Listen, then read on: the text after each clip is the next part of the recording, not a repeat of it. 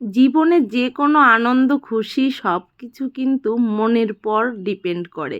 মন ভালো না থাকলে কোনো কিছুই ভালো লাগে না। এই ভিডিওটা কয়েকদিন আগের ভিডিও। যেহেতু আমার বাড়ির উপর দিয়ে এত বড় ঝড় বয়ে গেল, সেজন্য মনটা একদমই ভালো লাগছিল না। যতদিন না পর্যন্ত আমার সোনামাকে ডাক্তার দেখানো হলো ততদিন পর্যন্ত আমার মনটা একদমই ভালো ছিল না। যখন ডাক্তার দেখিয়ে আসলো যে 1-1.5 মাস ওষুধ খেলেই ঠিক হয়ে যাবে, তখন থেকে মনটা ভালো হতে শুরু করলো। আর এই ভিডিওটা তার 2 দিন আগের। যেহেতু যেতেই হবে, ভাইপোর অন্নপ্রাশন অনেক দিন আগে থেকেই সেট হয়ে রয়েছে। আর আমি ছাড়া আমার পিসিমা আমার অনুষ্ঠান ভাবতেই পারে না। যেহেতু ওনার দুটো ছেলে মেয়ে নেই, আমরা ওনার দাদার মেয়ে, সেজন্য আমরা বোনরা যদি না যাই পিসির ভালোই লাগবে না। আর এই পিসির ঠাকুর ঘরটা দেখো কত সুন্দর সাজিয়েছে। আমার বর হলো আমার পিসিমণির একমাত্র ভরসার জায়গা। কোথা থেকে কি কিনবে, কি মাছ কিনবে, কি মাংস কিনবে, কি বাজার করবে, সব কিছু আমার বরের কাছে না শুনেই করবেই না। তো দুটো অনুষ্ঠান হলো, সব দায়িত্ব ছিল আমার বরের উপর। আর আমার বর একটা মানুষ সত্যি, হাজার মাথায় চাপ থাকে তবুও প্রত্যেককে এমনভাবে সামলে নেয়, আমি অবাক হয়ে যাই দেখে। যাই হোক, সব কিছু সামলানোর পর আমরা চলে এসেছি দুপুরবেলায়। বাড়িতে শ্বশুর শাশুড়ি রয়েছে, ওনাদের রান্না বান্না করে দিয়ে আমি দুপুরবেলা চলে এসেছি অনুষ্ঠানে। আর এসেই রান্নার কাছে সব কিছু টেস্ট করতে চলে আসলাম। মনটা যদিও ভালো ছিল না, তবুও আমার পিসি বলছে এসছিস যখন একটু আনন্দ কর। কিছুই ভালো লাগছিল না, তবুও আনন্দ তো করতেই হবে। আর সেদিনকার আইটেম ছিল এই যে মাছ ছিল, এঁচোড় চিংড়ি ছিল, মাংস ছিল, ডাল, তারপর চাটনি পাঁপড়, এসব তো ছিল। রান্নার কাছে একটু তত্ত্বাবধান করে তারপরে আসলাম। এই যে আমার ভাইপো, যে ছোট ভাইকে কোলে পিঠে করে বড় করেছি ছোটোবেলায়, তার ছেলে। এই যে ভাবতে পারছো সবাই, দেখো কতটা কিউট হয়েছে। আর আমাকে দেখে আমার কাছে আসবেই। আর তারপরে এই যে দুপুরবেলা মা, দিদি সবাই চলে এসছে, বৌদিরা। ওনারা এসে দুপুরবেলা হালকা কিছু খেয়ে নিল। ওই মুড়ি মিষ্টি খাবে, যাই হোক সেইভাবে তো কিছু একটা খেয়ে নিল। আর আমি পাশে বসেছিলাম। আমার মা আমাকে দেখে সাহস পাচ্ছিল না কি জিজ্ঞাসা করবে, ওই জন্য চুপ করে পাশে বসেছিল। পরের দিন আমাকে ফোন করে বলছে, মা তোর কি হয়েছে, তোর মনটা এত খারাপ? আমি কিছু জিজ্ঞাসা করতে ভয় পাচ্ছিলাম, কারণ মেয়েরা তো মায়ের উপর দিয়েই সব রাগ অনুরাগ প্রকাশ করে। আর মা সত্যিই ভয় পাচ্ছিল যদি আমার মাকে মেজাজ দিয়ে ফেলি, সেজন্য মা পরের দিন ফোন করে আমাকে জিজ্ঞাসা করছিল আমার কি শরীর খারাপ, না কি আমি কেন ওরকম ছিলাম। আর কিন্তু আমার মনের ভিতর তো চলছিল শুধুমাত্র আমার বাড়ির মেয়েটা কবে সুস্থ হবে, এই সব চলছিল। যাই হোক, গেছি আনন্দ করতে, আনন্দ না দায়িত্ব পালন করতে। কারণ কখনো কখনো এমন পরিস্থিতি আসে দায়িত্বের খাতিরে যেখানে যেতে ইচ্ছা করে না সেখানেও যেতে হয়। আর এখানে তো আমার আনন্দ সহকারে আনন্দ করার কথা, তবু আমার মন একদমই ভালো লাগছিল না। সবসময় মনের ভেতর ছিল আমার সন্দীপটা যেন সুস্থ হয়ে যায়, ভালো হয়ে যায়। আমি সবসময় এই একটা কথাই মনের ভিতর তখন চলছিল। এখন প্রতিনিয়ত ঠাকুরকে ডেকে যাচ্ছি ও যেন খুব তাড়াতাড়ি সুস্থ হয়ে যায়।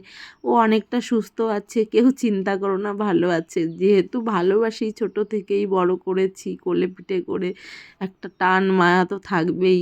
আর সেটাই রয়ে গেছে মনের ভেতর। তারপর তো সবাই ব্যান্ড পার্টি নিয়ে এই যে বেরিয়ে পড়লো জল আনতে বা বেবিকে স্নান করাবে। অনেকটা টাইম হয়ে গেছে, 2টো ওভার হয়ে গেছে, সবাইকে গুছিয়ে বেরোতে অনেকটা লেট হয়ে যাচ্ছে। আর আমার মেয়ে তো যাবেই, আমার হাত ধরেই যাবে।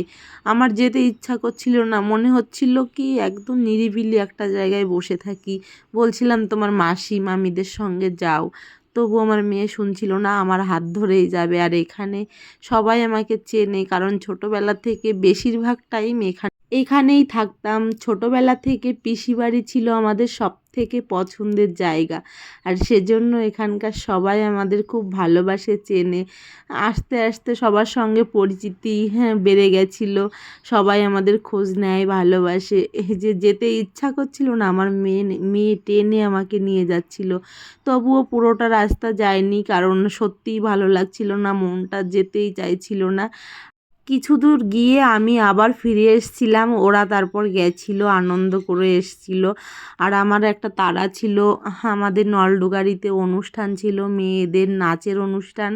সেই যে একটা তাড়া আছে যে আমাকে বাড়ি ফিরতেই হবে। বড় মেয়ে আবার গেছিলো স্কুলে, ও আমাদের সঙ্গে যায়নি, কারণ ওর সামনেই পরীক্ষা। সেজন্য ও স্কুল মিস করতেই চায়নি।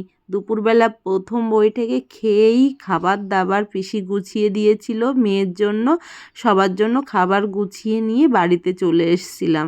আর ওই যে আমার মা আমার পাশে পাশে থাকছিল, কিন্তু দুটো কথা আমাকে বলবে সেই সাহস পাচ্ছিল না। আর পরের দিন যখন আমার মা আমাকে শেয়ার করছে, জানিস আমি তোকে ভয় পাচ্ছিলাম, তো যদি তোর কাছে বকা খাই। তো আমি তারপর ওনার কথা শুনে হেসেই দিচ্ছিলাম।